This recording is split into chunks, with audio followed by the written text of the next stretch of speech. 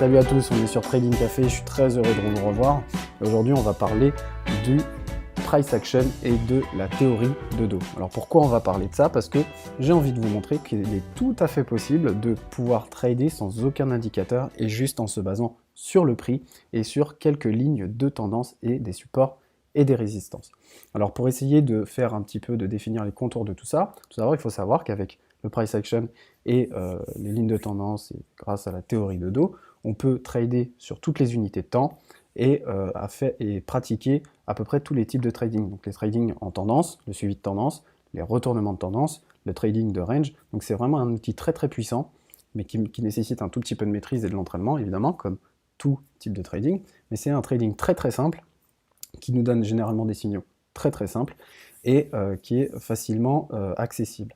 Alors la théorie de dos, elle dit quoi? La théorie de dos, elle nous définit les mouvements boursiers. Et elle dit que lorsqu'il y a une tendance haussière, la tendance haussière va se caractériser par des pics et des creux de plus en plus haut. Donc ici, on voit qu'il y a des pics qui sont sur le haut, sur les sommets, et les creux qui sont les creux, qui font des paliers qui montent pour une tendance haussière. Pour une tendance baissière, c'est l'inverse. C'est-à-dire que ces pics et ces creux vont être de plus en plus bas. Donc ça, c'est la première chose que nous dit la théorie de dos.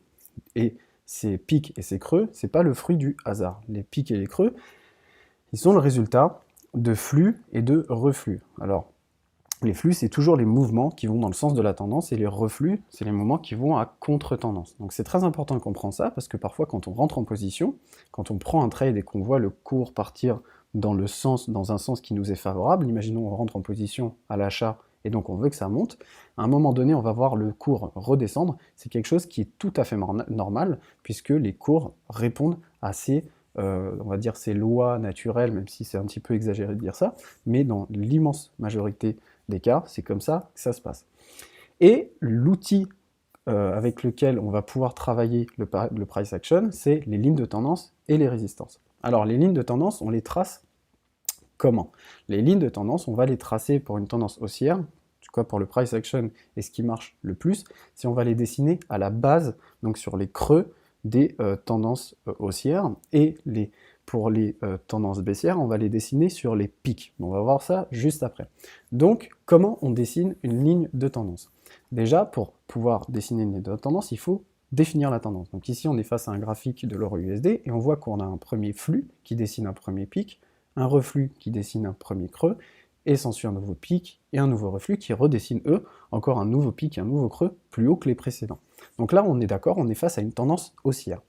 Et maintenant, on va pouvoir dessiner ce qu'on appelle donc une ligne de tendance. Cette ligne de tendance, on va la dessiner sur la base, puisque nous, dans ce cas-là, on va vouloir d'abord trader dans le sens de la tendance, donc je vais vous montrer juste après comment on le fait, mais on dessine sur la base. Alors, quelques règles sur les lignes de tendance. Les lignes de tendance, pour pouvoir les dessiner, évidemment, il faut au moins 2 points. Maintenant, le mieux, c'est d'aller trouver le plus de points possible. Autre règle, les lignes de tendance, il ne faut pas les forcer. S'il n'y en a pas, il n'y en a pas. Ça ne sert à rien d'aller chercher une ligne de tendance qui croise en plein milieu une bougie, etc., etc. Maintenant, il y a un débat aussi qui est sur le sujet de où est-ce qu'on trace les lignes de tendance. Soit sur les mèches, soit sur les corps, soit sur les mèches, soit sur les corps. Il y a un débat, il y a plusieurs écoles. Moi, je pense qu'il faut vraiment simplifier son trading, et vu que ce qu'on cherche à avoir, c'est une ligne de tendance qui est forte, et que ce qui fait une ligne de tendance forte, c'est le nombre de fois où elle rentre en contact avec les prix, moi je pense qu'il faut tracer la ligne de tendance qui rentre le plus souvent en contact avec les prix. Dernière petite règle, la ligne de tendance, c'est pas un endroit absolu, c'est pas une ligne absolue, un point absolu sur lequel on va rentrer en position aveuglément. Il faut plutôt voir ça comme une zone dans laquelle les prix vont réagir, et en fonction de cette réaction, nous, on va pouvoir intervenir sur décider de ce qu'on fait à ce moment-là. Mais ce n'est pas un point absolu. Donc ici, on voit que justement, le prix entre en contact sur la mèche. Ici, il croise 2 fois la ligne de tendance. Ici, on vient à peine l'effleurer. Et ici, on croise la ligne de tendance. Donc là, très bien, on a une ligne de tendance qui est assez forte, qui rentre en contact avec les prix 5 fois. Et donc, on a une ligne de tendance assez forte. On l'a projeté dans l'avenir pour pouvoir être prêt lorsque le prix va revenir au contact de cette ligne de tendance, pour pouvoir prendre des décisions en fonction de ce que le prix fait à ce niveau-là. Donc maintenant, on va voir comment on peut entrer en position et trader la tendance. Donc on va réduire l'unité de temps et on va prendre exactement le même graphique Euro-USD, mais on va partir en 4 heures. Donc là, c'est exactement, le même graphique, mais en 4 heures. Et donc, on va essayer de voir comment on peut trader la tendance. Donc, pour trader la tendance, déjà, il faut définir la tendance. Donc, la tendance, on voit qu'elle est toujours haussière, avec ses pics, ses creux, et ses flux, et ses reflux. Donc, on est d'accord, on a notre tendance. Et pour trader la tendance, on va essayer d'aller trouver des zones de convergence. Les zones de convergence, c'est des zones au niveau desquelles il va y avoir le prix qui va rentrer en contact avec une résistance ou un support et une ligne de tendance. Et cette zone-là, généralement, elle apparaît au croisement de ces deux-là. Donc ici, si on regarde le graphique, on voit qu'on a une ligne, une résistance qui croise la ligne de tendance. Et c'est donc à ce niveau-là qu'on va avoir une zone de convergence. Alors, qu'est-ce qui converge? C'est quoi qui converge à cet endroit-là? À cet endroit-là, il va y avoir la convergence de plusieurs types de traders. Il va y avoir ceux qui vont chercher le rebond sur la ligne de tendance, il va y avoir ceux qui cherchent un achat sur un support, et donc on voit que le cours revient au contact dans cette zone. Et dans cette zone, il va y avoir aussi ceux qui cherchent la cassure de la ligne de la tendance la plus immédiate, puisque là, quand le prix revient au contact de la ligne de tendance haussière, elle revient avec un flux baissier, donc un reflux. Et ici, il va y avoir aussi ceux qui cherchent les achats sur configuration de bougies. Donc je vous dévoile un petit peu la suite du cours. On voit que le cours finit par rebondir et partir à la hausse. Alors je vais vous expliquer comment on entre en position sur ce type de configuration, et vous allez voir, c'est très très simple. On rentre en position dans le sens de la tendance, donc on va chercher à aller dans le sens de la tendance. Et comment on va faire pour rentrer en tendance? Pour rentrer en tendance et pouvoir prendre position à la hausse, il va tout d'abord falloir que cette ligne de tendance, elle soit cassée. Pourquoi? Parce qu'ici, on a un reflux, donc qui est quand même un mouvement baissier. Mais rien ne nous dit que ce mouvement baissier va continuer. Absolument rien ne nous dit qu'il ne va pas s'arrêter sur la ligne de tendance.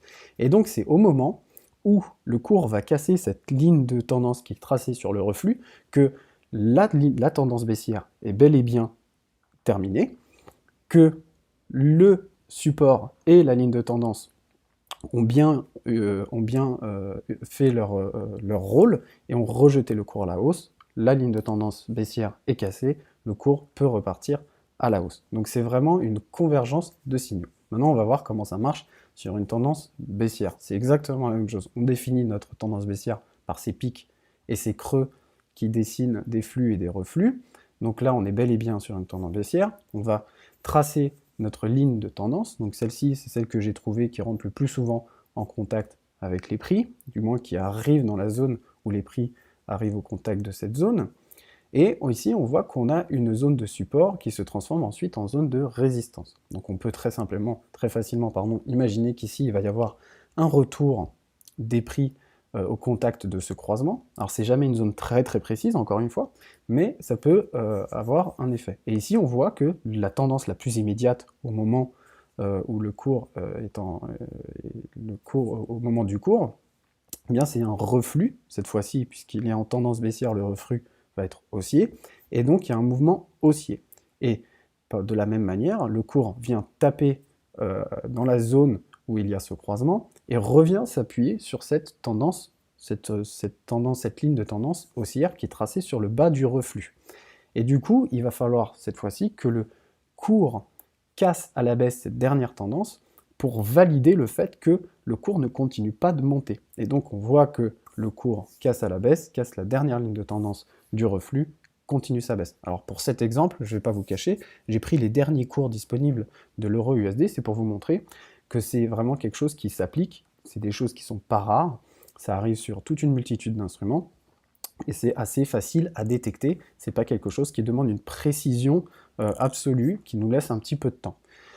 Maintenant, on va voir comment on peut trader la contre-tendance. Alors la contre-tendance, on va chercher des signaux différents. On ne va pas chercher des zones de convergence, on va plutôt aller chercher des figures de retournement. Alors les figures de retournement, c'est quoi? C'est des doubles tops ou des triples tops, double bottom, triple bottom, ou des épaules tête-épaule. Bon, sur ce petit cours, j'ai choisi les double top et double bottom, triple bottom et double top, triple top, parce qu'ils sont assez simples à détecter et ils arrivent assez souvent. Alors pourquoi on va chercher ce genre de signaux? Parce que ce genre de signaux, ce genre de figure de retournement, annonce un affaiblissement et généralement la fin d'une tendance. Donc on va voir si on est en tendance. Donc ici on voit très bien qu'on est sur une tendance haussière, que les flux et les reflux sont de plus en plus hauts.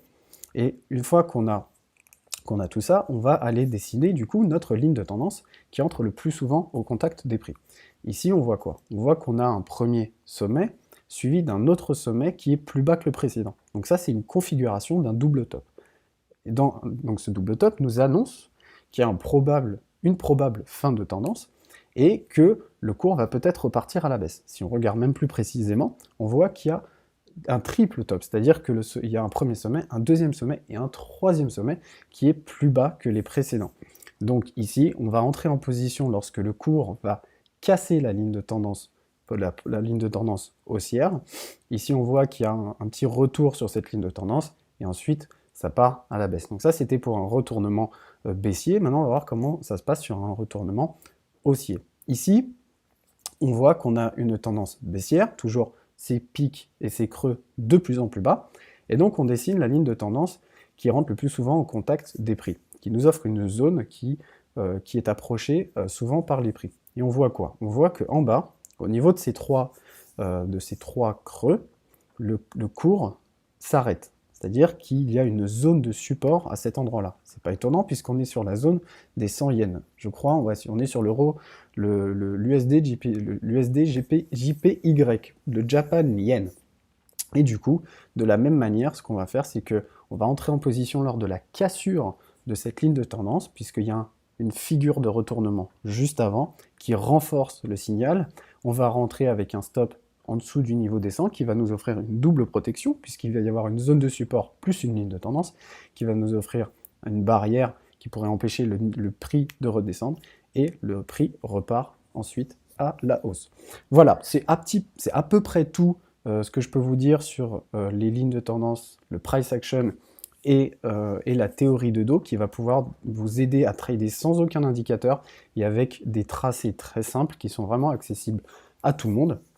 J'espère que vous avez appris des choses, que vous avez ou alors revu des connaissances que vous aviez déjà. Si vous avez aimé, mettez un petit like, partagez, ça fera plaisir. En attendant, on se retrouve bientôt, on parlera des supports et des résistances. En attendant, bonne journée, bonne soirée, ciao, bye bye.